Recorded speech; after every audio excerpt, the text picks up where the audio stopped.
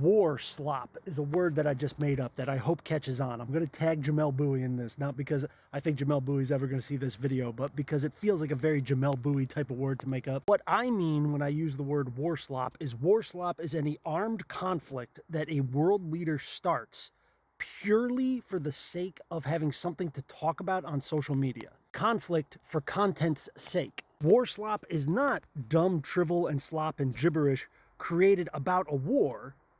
Warslop is a war created to generate slop. What the Trump administration did in Iran earlier this year, what it's doing right now in Venezuela, what it's now doing in Nigeria, all of that is warslop. Because MAGA feels that leading the American people through a war with brown people, commies, and or Muslims is just a really Republican thing to be doing. They'll make up a reason why later. Doesn't matter if they use a consistent reason. Doesn't matter if any of the reasons make sense.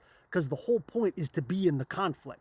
The why we're in the conflict, that's trivial. As long as Donnie and Petey feel like they have something badass to talk about when all the cameras are on, then they will feel like this war was a strategic success. Anything to change the subject from the economy, the Epstein files, the rule of law, you know, the things that make them look bad. Ukraine, not warslop. Like, you maybe could make the argument that it's warslop from Putin's point of view. That argument would have to go something like, well, the only reason that Putin invaded Ukraine was so that Putin could look strong to the Russian people as he is trying to hold on to his dying empire of power. But that can be a tough case to make, because even when Putin was Russia's #1 strongman and had good control over the national government, he still was taking bites at Ukraine and still talking about, oh, we got to reunite for our national identity and our national heritage. Grab me that Crimea and grab me that Donbass. But America cannot be creating warslop in Ukraine because America isn't the one that invaded Ukraine. That being said, there absolutely are some American politicians who are creating, like, support for democracy slop